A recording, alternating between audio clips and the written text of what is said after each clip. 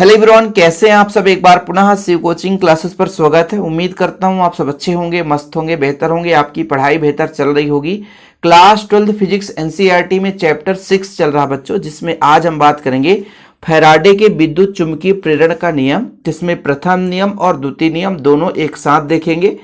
अक्सर द्वितीय नियम पूछा जाता है, लेकिन प्रथम नियम तो बहुत ही सिंपल है, यहाँ से ऑब्जेक्टिव क्वेश्चन पूछ दिया जाता है। क्योंकि इसके पहले मैंने फैराडे का पूरा प्रयोग समझाया था, ये तो नियम है, इसके पहले प्रयोग समझाया था कि हमारे फैराडे साहब ने भाई साहब अपना एक प्रयोग प्रस्तुत किए। प्रयोग का मतलब क्या कि जब उन्होंने देखा कि ऑरस्टेड साहब ने ये बताया कि एक चालक तार में धारा प्रवाहित करते हैं तो चुंबकीय क्षेत्र जनरेट हो जाता है, तो चुंबकीय क्षेत्र से भी धारा प्रवाहित हो सकता है। उन्होंने क्या कहा कि जब विद्युत धारा से चुंबकीय क्षेत्र जनरेट हो सकता है तो चुंबकीय क्षेत्र से विद्युत धारा क्यों नहीं उत्पन्न हो सकता है। इसके लिए उन्होंने कई वर्षों तक मेहनत की और इसके बाद में पुष्टि कर पाए कि जब चुंबक और कुंडली के बीच आपेक्षिक गति होती है तो कुंडली में से धारा बहती है। इसी चीज को आगे उन्होंने एक नियम दिया कि जब किसी बंद परिपथ में बद्ध चुंबकीय फ्लक्स में परिवर्तन होता है तो उस परिपथ में प्रेरित विद्युत वाहक बल उत्पन्न हो जाता है। उसका अस्तित्व उस समय तक रहता है जब तक कि चुंबकीय फ्लक्स में परिवर्तन होता है। अब ये चुंबकीय फ्लक्स में परिवर्तन का मतलब क्या होता है बच्चों? चुंबकीय क्षेत्र रेखाओं की संख्या में परिवर्तन। जैसे इसके पहले कोई लेक्चर देखे हैं तो ठीक है, नहीं देखे हैं तो भी ठीक है। बस गुजारिश आप लोगों से यही किया करता हूं कि प्लीज यार पुराना वीडियो जरूर देखा करो, तभी चीजें क्लियर हो पाती है। जैसे मान के चलता हूं, एक मेरे पास छड़ चुंबक है। छड़ चुंबक में बच्चों एक आपका N ध्रुव है और दूसरा S ध्रुव है। इसके सामने एक कुंडली रखी हुई है। अब इस कुंडली में से धारा तभी बहेगा जब चुंबकीय फ्लक्स में परिवर्तन होगा। चुंबकीय फ्लक्स का मतलब क्या होता है? चुंबकीय क्षेत्र रेखाओं की संख्या में परिवर्तन। अब जैसे मान लीजिए चुंबक स्थिर है तो चुंबकीय क्षेत्र रेखाएं जितनी जा रही तो जा रही हो, कोई दिक्कत नहीं। अब जब चुंबक पास में आएगा तो चुंबकीय क्षेत्र रेखाएं और ज्यादा होंगी, चुंबक दूर जाएगा तो चुंबकीय क्षेत्र रेखाओं की संख्या में कमी आएगी।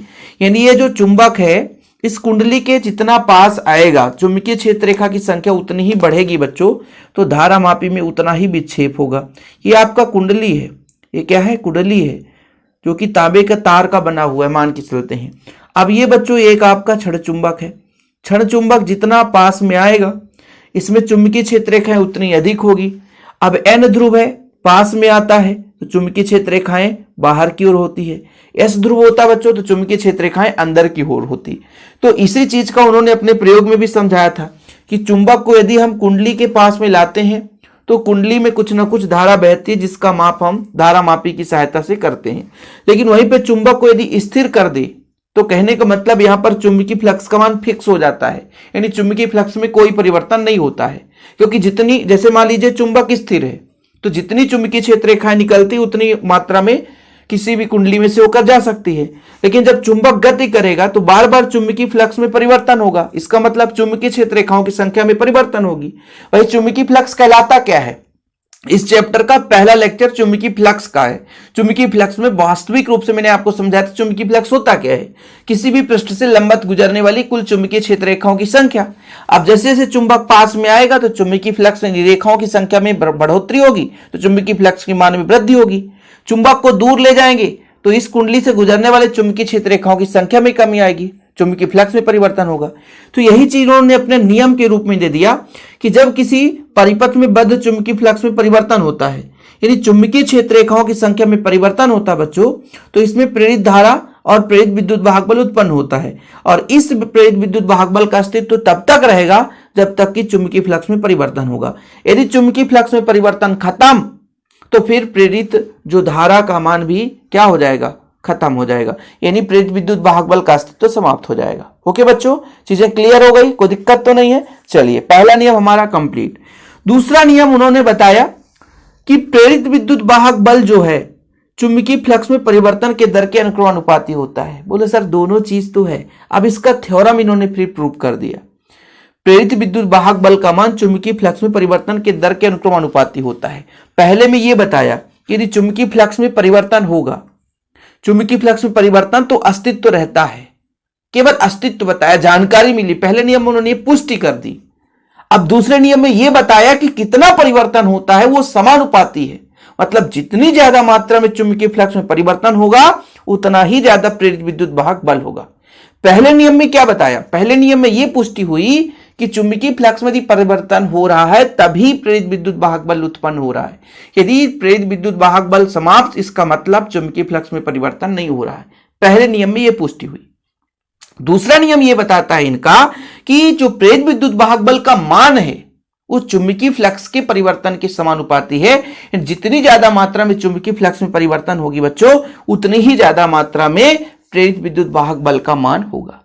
ठीक है, पहले नियम में आप लोगों ने समझा कि केवल ये बताता है बच्चों, पहला नियम कि केवल सूचना देता है कि यदि चुंबकीय फ्लक्स में परिवर्तन हो रहा है तब तक उसका चुंबकीय प्रेरित विद्युत वाहक बल का अस्तित्व बना रहेगा, लेकिन चुंबकीय फ्लक्स में परिवर्तन नहीं हो रहा तो उसका अस्तित्व समाप्त। और दूसरे में यह बताता है कि ये जो प्रेरित विद्युत वाहक बल है इसका मान चुंबकीय फ्लक्स के अनुक्रमानुपाती होगा। जितनी ज्यादा मात्रा में चुंबकीय फ्लक्स परिवर्तित होगी उतना ही प्रेरित विद्युत वाहक बल उत्पन्न होगा। जैसे मैं कहता हूं कि माना कि जो प्रारंभिक किसी क्षण प्रारंभ में बच्चों प्रारंभिक चुंबकीय फ्लक्स में परिवर्तन φ1 है। ठीक है, टी समय पश्चात चुंबकीय फ्लक्स कितना हो जाता है φ2। तब मैं आपसे कह दूं कि चुंबकीय फ्लक्स में परिवर्तन कितना है। देखो, चुंबकीय फ्लक्स में परिवर्तन अलग होता है और चुंबकीय फ्लक्स में परिवर्तन की दर अलग होता है बच्चों, याद रखिएगा, दोनों चीज में डिफरेंस है। चुंबकीय फ्लक्स में परिवर्तन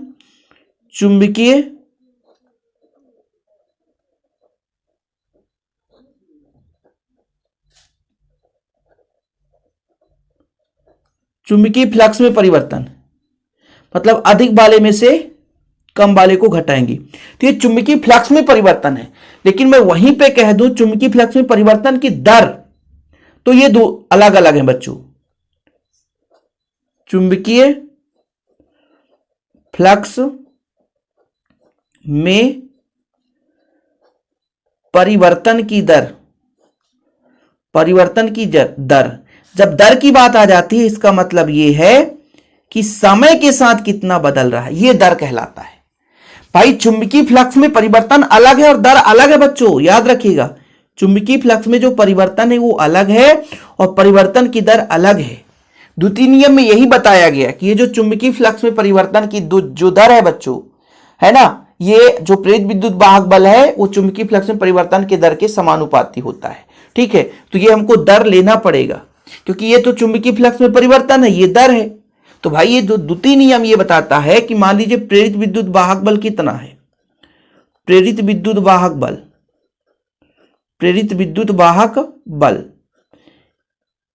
ठीक है, आपका ई है, ये समानुपाती होगा किसके, ये चुंबकीय फ्लक्स में परिवर्तन के दर की, चुंबकीय फ्लक्स में परिवर्तन के दर के। अब बच्चों यहां पे जब समानुपाती हटाएंगे तो एक नियतांक लग जाएगा। अब ये माइनस किस बात का प्रतीक है कि जो प्रेरित विद्युत वाहक बल है बच्चों वो हमेशा चुंबकीय फ्लक्स में परिवर्तन का विरोध करेगा।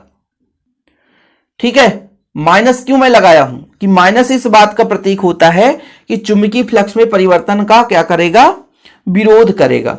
अब यदि एसआई पद्धति में जहां के क्या होता है, जहां के एक आनुपातिक नियतांक है,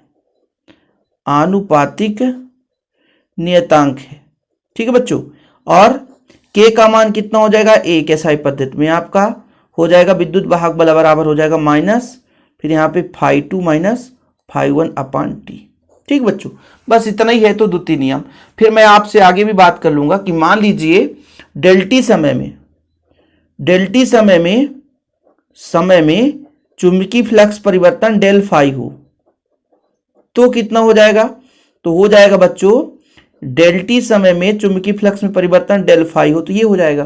किसी विशेष समय के लिए यदि बात की जाएगी, तात्क्षणिक किसी विशेष समय की यदि बात की जाती है बच्चों, तो वहां पर हम लिमिट लगाते हैं, डेल टी टेंड्स टू 0 लगाते हैं और आपका del phi upon del t. किसी विशेष क्षण की बात की जाती है, किसी विशेष क्षण के लिए यानी विशेष समय के लिए, तो इसका जो सूत्र होता है वो होता है डी फाई अपान डी टी।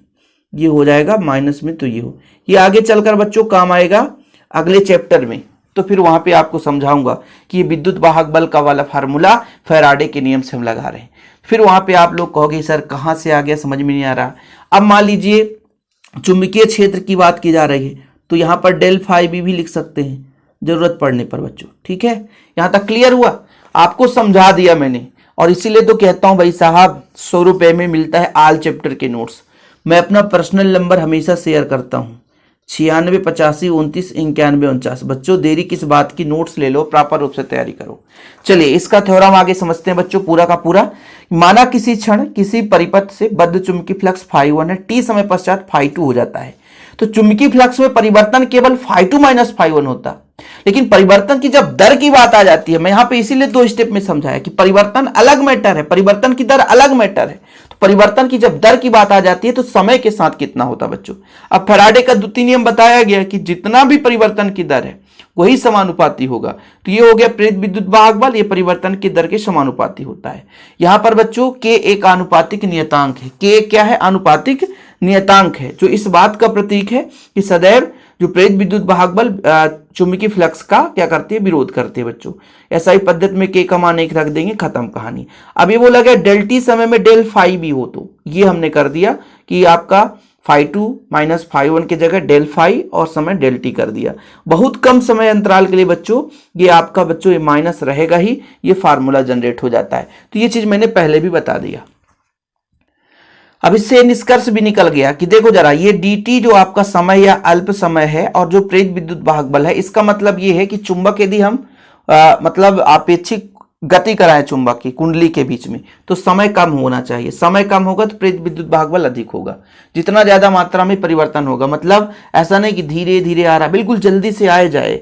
जितना ज्यादा गति करेगा बच्चों तो प्रेरित विद्युत वाहक बल उतना ही अधिक हो जाएगा। तो उम्मीद करता हूं फैराडे का द्वितीय नियम, प्रथम नियम दोनों चीजें क्लियर हो गई होगी। वीडियो पसंद आए तो लाइक करके शेयर कर दें। चैनल में पहली बार आए चैनल को सब्सक्राइब कर लें। ऐसे वीडियो पाने के लिए बच्चों आप लोग लगातार जुड़े रहें। शिव कोचिंग क्लासेस में बोर्ड एग्जाम तक हम लगातार हेल्प करते रहेंगे। फिलहाल अभी के लिए इतना ही। नोट्स के लिए नंबर दे ही दिया हूँ 9685299149 मेरा पर्सनल नंबर है। जिसको कांटेक्ट करना है व्हाट्सएप पे कांटेक्ट कर सकते हैं। जय हिंद, वंदे मातरम।